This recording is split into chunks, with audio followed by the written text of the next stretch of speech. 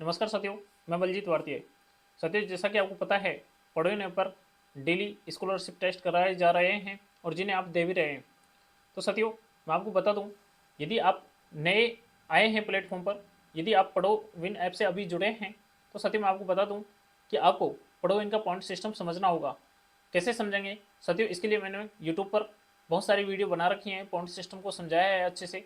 तो वहाँ से आप वीडियो देख सकते हैं पढ़ो विन की यूट्यूब चैनल से। दूसरा साथियों, जो भी नए साथी हैं, जिनको यदि टेस्ट देने में कोई भी समस्या हो रही हो, तो इस पर कॉन्टैक्ट नंबर जो दिए गए हैं उस पर आप संपर्क कर सकते हैं। क्योंकि आप जब कॉन्टैक्ट करके हमें बताएंगे कि हमें ये प्रॉब्लम है, तो शायद उसका हम आपको सोल्यूशन बता सकते हैं कि आप इस तरीके से कर सकते हैं। दूसरा ये है कि यदि आप टेस्ट ज्वाइन कर रहे हैं और वहाँ भी आपको कोई दिक्कत आ रही है, यदि आपके में ओपन नहीं हो रहा है क्यूज, तो वो भी आप हमें बता सकते हैं कॉन्टैक्ट करके। जब आप बताओगे ही नहीं तो वो जो प्रॉब्लम है, जो इशू है, उसका समाधान नहीं होगा और आप बार बार परेशान होते रहोगे। तो साथियों, सबसे पहले आपको ध्यान रखना है कि ये बताना है। दूसरा, टेस्ट आते हैं, टेस्ट जैसे ही स्टार्ट होता है उससे पहले आपको ज्वाइन कर लेना होता है, और जैसे ही टाइमर फिनिश होता है तो ऑटोमेटिक क्यूज स्टार्ट हो जाता है और वहाँ से क्वेश्चन आने लग जाते हैं। साथियों, ये आपको ध्यान रखना है। दूसरा ये कि आप अपनी जो विनिंग अमाउंट है उसको कैसे निकालेंगे। साथियों, आपको अपनी बैंक डिटेल ऐड करनी होगी। बैंक डिटेल ऐड कैसे करेंगे? इसमें माई प्रोफाइल में एक सेक्शन आता है, add bank details. Add bank details जब आप वहाँ से सेलेक्ट कर दोगे तो हमारे पास में यहाँ पे जब आप विड्रॉ लगाओगे वहाँ से, मान के चलिए कि आपके मिनिमम आप 50 रुपये से जब ज़्यादा होते हैं तो आप निकाल सकते हैं। आप वहाँ से विड्रॉ लगाओगे, वहाँ से रिक्वेस्ट हमारे पास आती है, उसको हम जब एक्सेप्ट करते हैं और आपकी बैंक डिटेल देखते हैं, आपकी बैंक डिटेल जो होती है उसमें आपके पैसे ट्रांसफर कर देते हैं। तो साथियों, जिन भी साथियों ने अपनी बैंक डिटेल ऐड नहीं की है वो बैंक डिटेल ऐड कर दें। कुछ साथियों का पेमेंट पेंडिंग है, वो इसी वजह से है, या तो उनकी बैंक डिटेल ठीक नहीं है, या फिर अभी उनका जो जितना भी अमाउंट है उसका क्लेरिफाई नहीं हुआ है। मैं आपको बता रहा हूँ कि 2 दिन के अंदर आपका जितना भी पेंडिंग अमाउंट है वो सारा आ जाएगा अब तक का। और यहाँ से जैसे ही आगे का जो रहेगा, आपके अमाउंट में जैसे ही 50 रुपये हुए जो आपका विनिंग अमाउंट है, तो आप वहाँ से विड्रॉ लगा देंगे, तुरंत हमारे पास रिक्वेस्ट आएगी, उसको हम एक्सेप्ट करेंगे। एक्सेप्ट करते ही तुरंत आपके बैंक अकाउंट में आपके पैसे ट्रांसफर हो जाएंगे। आपको इसके लिए परेशान होने की ज़रूरत नहीं है। बस हमें पता है, जो आपसे कह दिया कि आपका ये अमाउंट है जो आपको मिलना है, उसमें से आपका एक भी रुपया नहीं कटेगा। जो आपका है, जिस तरीके से बता रखा है, फर्स्ट रैंक का है, फर्स्ट रैंक को भी हमने बता रखा है कि फर्स्ट रैंक का कैसे अमाउंट मिलेगा, वो भी।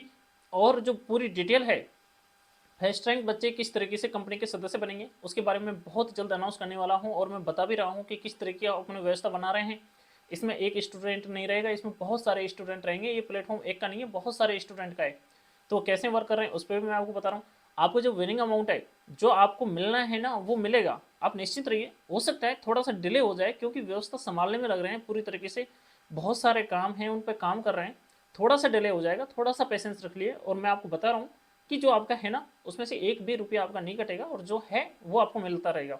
आपको इसके लिए भी परेशान होने की जरूरत नहीं है। आप सीधा बैंक डिटेल ऐड कर दो, हमारे पास में बैंक डिटेल आ जाएगी, हम उसमें फिल करके देख करके कि ये बंदा है, इसकी बैंक डिटेल ये है, इसके इतना अमाउंट बनाए, तो हम विड्रॉल कर देंगे। आप परेशान ना हो। दूसरी बात ये कि आपको जो भी समस्या इसमें से आ रही है कि भाई हमें करना क्या है, मतलब किस तरीके से पॉइंट सिस्टम को समझना है, कैसे नया है टेस्ट देने में, कैसे हम प्राइवेसी का ध्यान रखें, पूरी चीज़ें, तो साथियों वीडियो के माध्यम से हमने समाधान दे रखा है। और फिर भी यदि आपको कोई दिक्कत हो तो आप कॉन्टैक्ट कर सकते हैं। साथियों, कॉन्टैक्ट नंबर है, आप कॉन्टैक्ट करें, या तो व्हाट्सएप पे अपना जो इशू है उसको सेंड कर दें कि भाई हाँ हमें ये समस्या है, उसका समाधान आपको मिल जाएगा। या फिर डायरेक्ट आप कॉन्टैक्ट कर लें। बेटर रहेगा कि आप व्हाट्सएप पे मैसेज कर दें कि हमें ये दिक्कत है, तो आपको सोल्यूशन मिल जाएगा। और साथियों, ये जो वीडियो आती हैं इनको आप कंप्लीट देखें। ये भी मैंने आपको बता रखा है कि जब आप देखेंगे नहीं वीडियो तो आपको पता नहीं लगेगा कि कौन सा क्वेश्चन है, कौन से कंसेप्ट से आए। या तो आप क्वेश्चन को राइट करें, और राइट नहीं कर पा रहे हैं तो एलिमिनेट कर सकते हैं। एलिमिनेट करने का मतलब है कि आप रॉन्ग ऑप्शन को कन्फर्म कर सकते हैं कि यार ये तो इसका आंसर नहीं है, मैं इसको एलिमिनेट कर रहा हूँ, पर मुझे इतना पता है कि इस क्वेश्चन का लेवल इतना है, ये मैंने कंसेप्ट पढ़ा है। तो वो भी आप जब कर पाओगे, जब वीडियो वीडियो हमें ये जो लेसन बनाते हैं, इनका मकसद ये है कि सभी बच्चों का लेवल इक्वल रखा जाए। कोई भी बच्चे ये ना कहे कि यार मुझे तो पता ही नहीं है, मैं पढ़ने में होशियार हूँ, मैं पढ़ने में कमज़ोर हूँ। तो साथियों, जब इस तरीके की व्यवस्था मैंने इसलिए ही रखी है ताकि बच्चों, जो कमज़ोर बच्चा है ना बिल्कुल पढ़ने में, वो भी इसमें पार्टिसिपेट कर सके, उसकी भी फर्स्ट रैंक आ सके और वो भी कंपनी का हिस्सा बन सके। तो साथियों, फॉर्मूले को इसी तरीके से डिजाइन किया गया है सभी बच्चों को ध्यान में रखते हुए, इसीलिए आपको वीडियो देखना जरूरी हो जाता है। वीडियो देखिए और जो भी अपडेट मुझे देना होता है, जो भी जानकारी देनी होती है, मैं वीडियो के माध्यम से देता हूँ। नोटिफिकेशन भी सेंड करता हूँ, पर सबसे ज़्यादा वीडियो के माध्यम से आती है आपके पास जानकारी। तो ये वीडियो आप कंटिन्यू देखें, सब्सक्राइब कर लें। सब्सक्राइब करने से क्या है कि जो भी लेसन होता है, मान के चलिए कि आज का जो टेस्ट है इसमें जो क्वेश्चन आएंगे उनके बारे में आपको यहाँ से जानकारी मिल जाती है। दूसरा, अपने साथियों को बताइए, जैसे आप बताएंगे आपका जो रेफरल अमाउंट है वो आप उनको शेयर करके और प्राप्त कर सकते हैं। अब जब आप उनको शेयर करते हैं, एक में रेफरल कोड का और आता है, जब आप रजिस्ट्रेशन करते हैं ना, उस टाइम पे रेफरल कोड मांगा जाता है।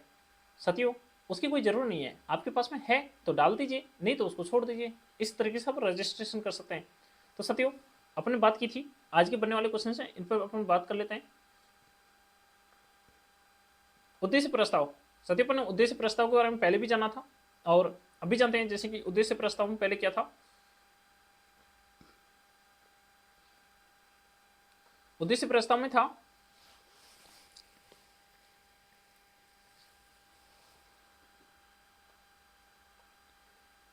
तो साथियों अपन जान लेते हैं उद्देश्य प्रस्ताव के बारे में।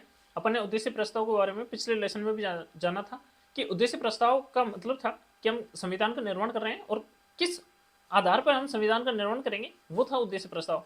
उसमें जैसे अपन ने बात की थी कि कौन कौन से क्षेत्र भारत में शामिल करना चाहिए, राज्यों को कौन सी स्वतंत्रता हमें देनी है, तो इस तरीके की अपने बात उसमें की थी। साथियों, अपन देखते हैं आज कि और क्या रखा गया था उद्देश्य प्रस्ताव के अंदर कि भाई इस आधार पर हम संविधान का निर्माण करेंगे और ये बातें भारतीयों के लिए हम रखने वाले हैं। तो इसमें आप और देखिए और डिटेल से अपन चर्चा करेंगे कि भाई कौन कौन से और जो वर्ड्स थे उनके बारे में अपन जानेंगे, या फिर कौन सी व्यवस्था भारतीयों के लिए उस टाइम पे कर रहे थे उसके बारे में क्या था उद्देश्य प्रस्ताव में, वो अपन एक बार देख लेते हैं और यहाँ से बनने वाले जो क्वेश्चन है उनके बारे में अपन जान लेते हैं। भारत के सभी लोगों के लिए न्याय। साथियों, सभी जो नागरिक हैं उनके लिए न्याय से मतलब है कानून। यहाँ का जो कानून होगा, कानून क्या है, कहाँ से मिलते हैं सारे कानून, संविधान से। कहाँ से, संविधान से।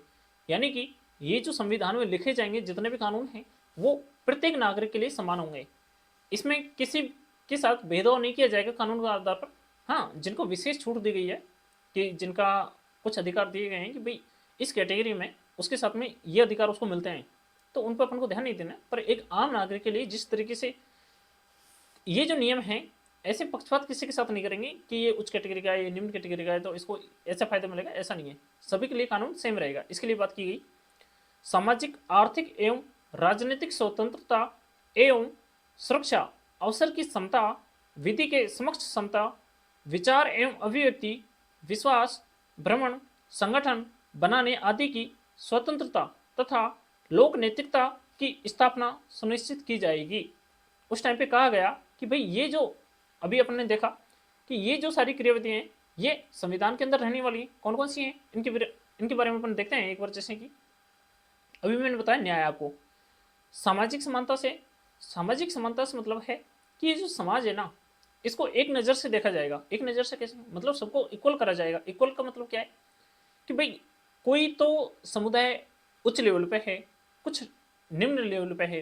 यानी कि ये जो समुदाय बने हुए हैं ना, सामाजिक जो स्तर है इसमें बहुत ऊपर नीचे हो रहा है। मतलब जैसे कि ये समुदाय में बना दिया कि ये समुदाय बड़ा है, ये छोटा है, उच्च है, निम्न है, तो यहाँ पे ऐसा नहीं होगा। ये जो सामाजिक व्यवस्था है ना, इसको हम इक्वल करेंगे। जो कमजोर वर्ग हैं हम उनको ऊपर लेकर के आने की कोशिश करेंगे, जो उच्च जो वर्ग हैं उनके लेवल पर हम इसको लाने की कोशिश करेंगे।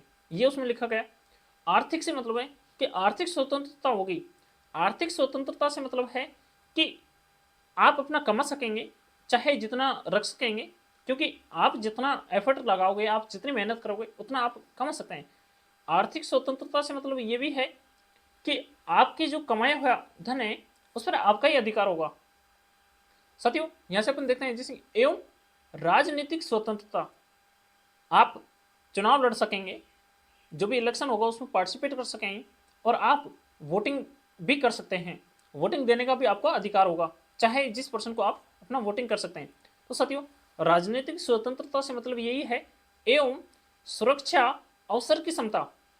साथियों, सुरक्षा प्रोवाइड की जाएगी। सुरक्षा से मतलब है कि एक आम नागरिक अपना भली भांति, अब अब अपन ये जो देखते हैं, ये जो सारी व्यवस्था बनी हुई है, सुरक्षित है हर इंसान। ऐसा माहौल नहीं है कि भाई कब आकर के क्या करना है। जैसे कि जंगल में एक जानवर होता है ना, कि उसको लगता है कि यार कब पता नहीं कौन सा जानवर आ जाएगा और शिकार करेगा, तो इस तरीके की व्यवस्था नहीं है। यहाँ पे हर आदमी निडर अपनी व्यवस्था चला रहा है। तो यहाँ पे अवसर की क्षमता, अवसर की क्षमता से मतलब है, मैं आपको बता दूं कि जैसे मान के चलिए कि आप एग्जाम्पल से समझिए, कोई भी गवर्नमेंट की जो स्कीम है, स्कीम सबके लिए, जिस वर्ग के लिए चलाई जा रही है वो सबके लिए सेम है, उसमें हर कोई पार्टिसिपेट कर सकता है। जैसे कि कोई वैकेंसी निकली, वैकेंसी में क्या है, गवर्नमेंट ने अपनी वैकेंसी निकाली, जो एलिजिबल पर्सन है वो सारे उसके लिए अप्लाई कर सकते हैं। तो जो भी अवसर हैं उसमें सबको क्या मिलेगी, समानता। सत्य यहाँ से आपने देखा, तो मैं यहाँ से एक क्वेश्चन नंबर 1 बना देता हूँ। तो क्वेश्चन नंबर आप 1 नोट करिए, जैसे कि, तो सत्य यहाँ से क्वेश्चन नंबर, सभी भारतीयों को स्वतंत्रता मिलनी थी, उद्देश्य प्रस्ताव के तहत सभी भारतीयों को स्वतंत्रता मिलनी थी। तो साथियों आपने नोट किया क्वेश्चन नंबर 1। इसमें यही है कि आप कौन कौन सी स्वतंत्रता आपको मिलनी थी, किस तरीके की। तो साथियों यहाँ से क्वेश्चन नंबर 1 आपने नोट किया। अपन आगे देख लेते हैं।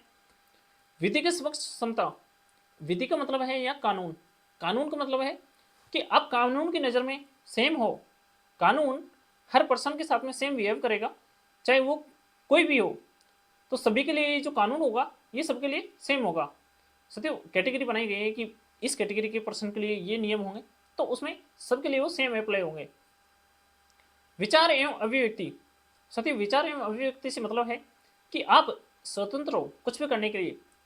इन जो सामाजिक मान्यताएं हैं, सत्य मैं आपको बता दूं कि ये जो समाज बना हुआ है कि किस तरीके से ये जो सामाजिक व्यवस्था है इसको चलाया जाए। तो सामाजिक व्यवस्था है, इसको कहने का मतलब ये है कि ये जो सामाजिक जो नैतिक मूल्य है ना, इनको आप बचा करके, ऐसा नहीं है कि जो मान मर्यादा जो होती है उसके अंदर रह करके आप जी चाहे जैसा आपको जो अच्छा लग रहा है आप वैसा कर सकते हैं। पर आपको ध्यान रखना होता है दो चीज़ों का, एक तो सामाजिक स्तर पर कि आप समाज में रह करके क्या अच्छा कर सकते हैं, क्या नहीं कर सकते। तो साथियों जो आप समाज की जो वैल्यू है, समाज के जो मूल्य हैं कि भाई आप समाज में रह करके ऐसा नहीं कर सकते तो आप वैसा नहीं करोगे, उसके अलावा आप कुछ भी कर सकते हो स्वतंत्र। दूसरा एक कानून है, कानून कहता है कि आप ऐसा नहीं कर सकते, बाकी आप कुछ भी करो। तो ये दो चीजें इग्नोर करनी होती है, उसके बाद आपका जी चाहे जैसा आप कर सकते हैं। इसमें कहा गया है कि विचार एवं अभिव्यक्ति की स्वतंत्रता, अभिव्यक्ति से मतलब है कि आप कुछ भी अभिव्यक्त कर सकते हो, आपके अंदर के जो भावनाएं हैं आप कर सकते हो उनको, आपको जो कहना चाह आप जो कहना चाह रहे हो कह सकते हो।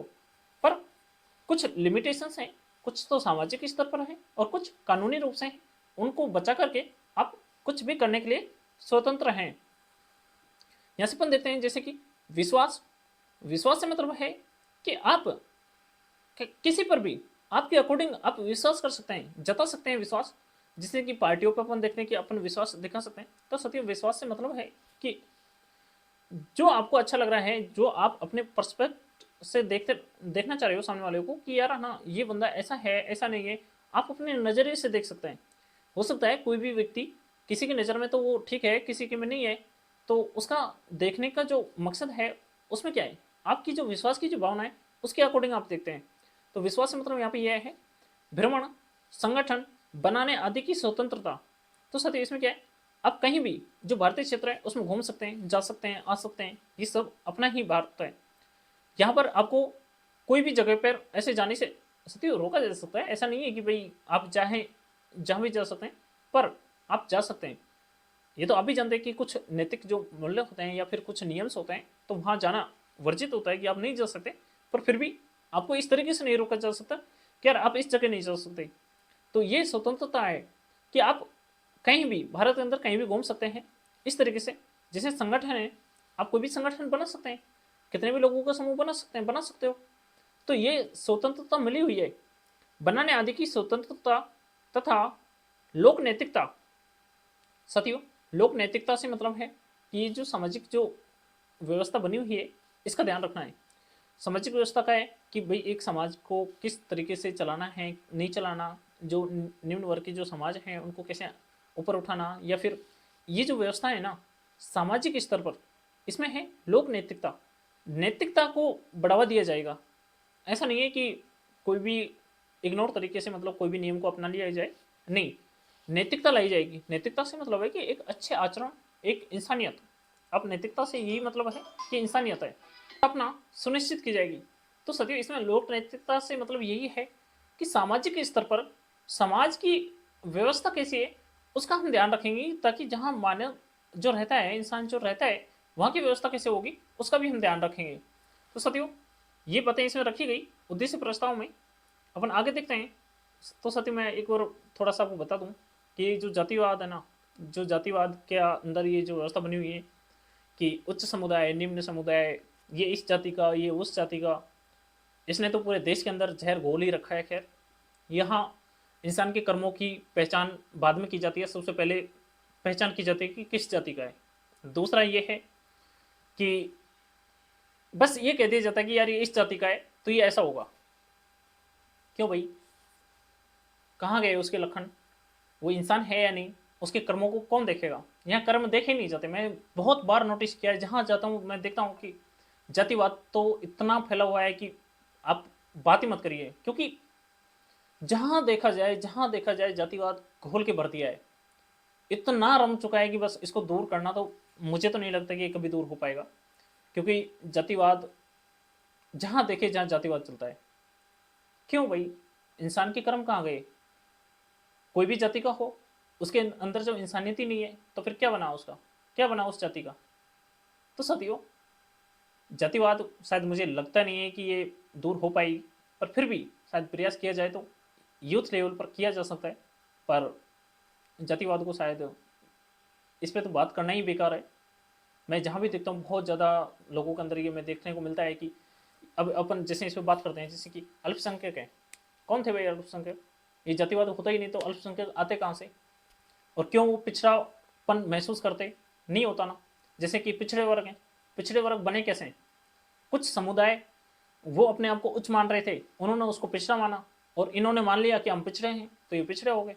इसी तरीके से अपन देखते हैं जैसे यहाँ से जनजातीय क्षेत्रों को बढ़ावा मिलता, पर उन्होंने मान लिया कि हम जनजाति बनकर ही रहेंगे। ठीक है, उसके बाद में और लोगों ने कह दिया कि अरे तो जनजातीय क्षेत्र से हैं। तो सतियों, कोई भी इंसान अपने कर्मों से आगे बढ़ता है। मैं जहाँ तक मानता हूँ, मुझे जहाँ तक लगता है, और मैं जिस भी इंसान को रेस्पेक्ट करता हूँ उसके कर्मों से करता हूँ। मेरे लिए तो शायद ये जातिवाद मायने नहीं रखता, चाहे वो कोई भी जाति का हो। यदि उसके अंदर इंसानियत है, उसके अच्छे कर्म हैं, तो शायद उसको ऑटोमेटिक रेस्पेक्ट मिलनी चाहिए, चाहे वो कोई भी हो, और वो ऑटोमेटिक अच्छे फ्रेंड्स होते हैं।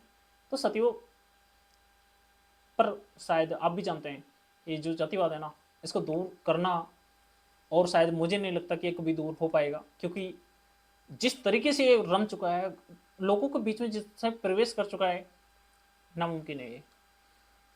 पर प्रयास रहता है कि शायद ये दूर भी हो, पर शायद ऐसा लगता नहीं है, क्योंकि सारी जो व्यवस्था है ना ये इसके आधार पर ढल चुकी है, जबकि ये होना ही नहीं चाहिए। उस टाइम पे भी ये थी जब 1947 में। आज देखिए 1947 में भारत आज़ाद हुआ, तब से लेकर के अब तक ये जातिवाद बढ़ा ही है, बहुत ज़्यादा बढ़ा है, कम नहीं हुआ।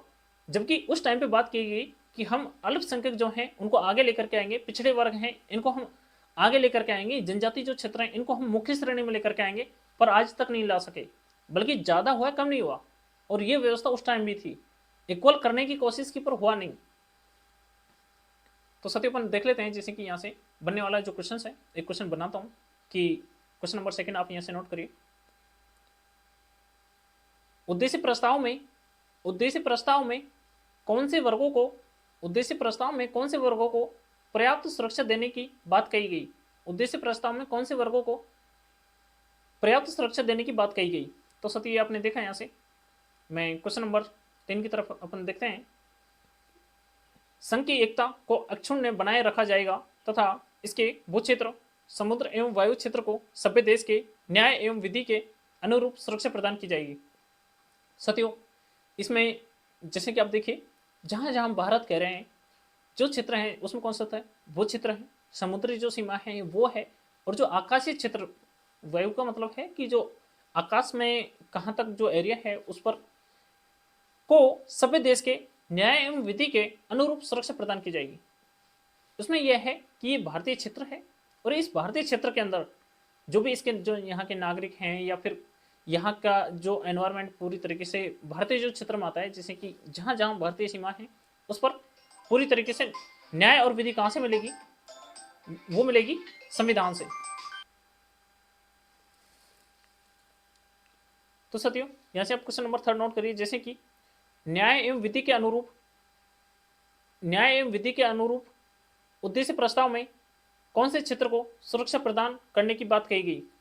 तो साथियों क्वेश्चन नंबर 3 आपने यहाँ से नोट किया और अपन आगे देख लेते हैं, जैसे कि इस प्राचीन भूमि को विश्व में उसका अधिकार एवं उचित स्थान दिलाया जाएगा तथा विश्व शांति एवं मानव कल्याण को बढ़ावा देने के निमित्त उसके योगदान को सुनिश्चित किया जाएगा।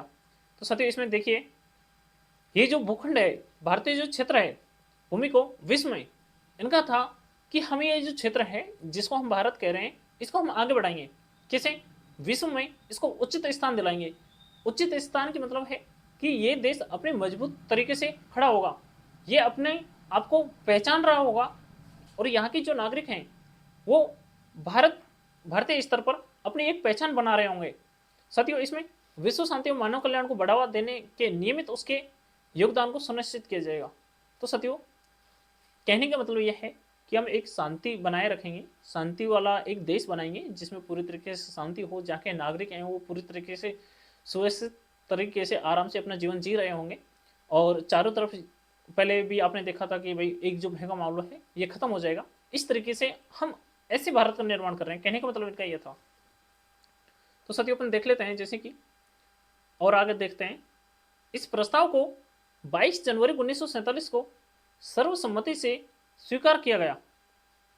कब उद्देश्य प्रस्ताव था, इस पर चर्चाएं हुई, कब आया था आपको बता दूं कि क्या आया था 13 दिसंबर को जब बैठक हुई थी। कौन है? जवाहरलाल नेहरू ने पेश किया, चर्चाएं इस पर हुई, तो कब एक्सेप्ट किया गया इसको कि भाई हाँ सबने सहमति जताई कि हाँ बिल्कुल ठीक है और इस तरीके का संविधान होना चाहिए, हम इसमें अपनी सहमति जताते हैं और हम ये जो उद्देश्य प्रस्ताव है इसी को ध्यान में रखते हुए संविधान का निर्माण करेंगे। कब एक्सेप्ट किया गया?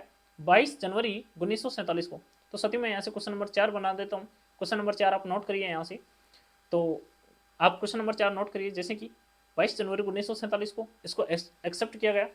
तो क्वेश्चन नंबर 4 आपका हो जाएगा यहाँ से कि उद्देश्य प्रस्ताव को संविधान सभा द्वारा कब एक्सेप्ट किया गया, कब स्वीकार किया गया।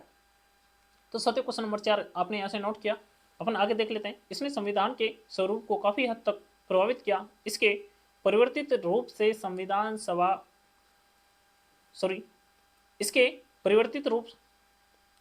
इसके परिवर्तित रूप से संविधान की प्रस्तावना बनी। तो साथियों इसमें कुछ चेंजेस किए या फिर इसी की सेम बात करते हुए क्या बनी भारतीय संविधान की जो प्रस्तावना है उसको। तो वो क्या है प्रस्तावना, उसके बारे में अपन आगे बात करेंगे। पर अपन यहाँ से मैं एक क्वेश्चन बना देता हूँ। क्वेश्चन नंबर 5 आप नोट करिए, जैसे कि उद्देश्य प्रस्ताव का परिवर्तित रूप बना। तो क्या बना, यानी कि जो उद्देश्य प्रस्ताव था उसको किस में कन्वर्ट कर दिया। मैं आपको बता दूं कि उद्देश्य प्रस्ताव है उसको प्रस्तावना बना लिया। प्रस्तावना का मतलब है कि कच्चे रूप में एक कि भाई जो उद्देश्य प्रस्ताव था ना उसी को संविधान ये प्रस्तावना बना दी। प्रस्तावना से मतलब है जो बातें उद्देश्य प्रस्ताव में थी उसको मेन हेडिंग बना करके संविधान के फर्स्ट में रख दिया। प्रस्तावना से मतलब है कि हाँ अब हम इनके आधार पर संविधान का निर्माण करेंगे। तो साथियों वो जो उद्देश्य प्रस्ताव था उसको ही संविधान में आज भी है प्रस्तावना। अपन प्रस्तावना के बारे में आगे देखेंगे कि क्या क्या प्रस्तावना रखा गया है, तो अपन ये देखेंगे। तो यहाँ से आप इतना से जान लीजिए जो उद्देश्य प्रस्ताव था उसको किस में लिख दिया, प्रस्तावना के अंदर। तो साथियों अपन देखिए यहाँ से क्वेश्चन नंबर 5 मैंने आपको नोट कराया, जैसे कि इसमें मैंने क्वेश्चन नंबर 5 बनाया है कि उद्देश्य प्रस्ताव का परिवर्तित रूप है। उद्देश्य प्रस्ताव का परिवर्तित रूप है। तो साथियों यहाँ से आपको पता है कि प्रस्तावना बनाया गया। तो इस तरीके से साथियों ऐसे बनने वाले 5 क्वेश्चन है, इन पर अपन ने चर्चा की और आज की जो 5 क्वेश्चन है इन पर अपन ने चर्चा कर लिया। आगे अपन जानेंगे कि प्रस्तावना क्या थी और उद्देश्य प्रस्ताव के अंदर और क्या क्या था। तो साथियों आप ये वीडियो कंटिन्यू देख रहे हैं, लेसन देख भी रहे हैं और शायद मैं उम्मीद करता हूँ कि आपको ये पसंद भी आ रहे होंगे। और जो चेंजेस हैं धीरे धीरे कर भी रहे हैं, काम का थोड़ा लोड है तो इसको धीरे धीरे संभाल भी रहे हैं, सारी व्यवस्था हो रही है। और रहा आपके जो पेमेंट है, आपके जो विनिंग प्राइस है उसकी तरफ से आप निश्चिंत रहें, वो कंटिन्यू डल भी रहा है। और 12 घंटे के अंदर आप जैसे विड्रॉल लगाओगे 12 घंटे के अंदर वो डेली आपके अकाउंट में आ भी जाएगा। इससे आप निश्चिंत रहें, 1-2 दिन का है, पूरा सेट कर रहे हैं वो भी हो जाएगा। तो इससे आप निश्चिंत रहें कि आपका एक भी पैसा कहीं भी नहीं जाएगा। दूसरी बात यह है कि आपको जो समस्या इसमें हो रही है, जहाँ जहाँ आपको समस्या आ रही है, तो आप प्लीज़ कॉन्टैक्ट करके बता दें एक बार। टेस्ट आप ज्वाइन कर रहे हैं, ज्वाइन नहीं हो रहा, या फिर आप दे नहीं पा रहे, क्या क्या आपकी जो समस्या है एक बार आप मैसेज कर दें तो उससे पता लग जाएगा, उसका तुरंत आपको समाधान दिया जाएगा। ऐप अभी टेस्टिंग फेज में है तो ये भी कंप्लीट हो जाएगा, और हो भी गया है पूरी तरीके से, कंटिन्यू टेस्ट हो भी रहे हैं, कोई दिक्कत नहीं है। फिर भी यदि आपको कोई दिक्कत है तो प्लीज़ कॉन्टैक्ट करके एक बार बता दें, तो आपका जो भी उचित समाधान होगा वो आपको बता दिया जाएगा। तो मिलते हैं साथियों नेक्स्ट सेशन में, तब तक के लिए जय हिंद।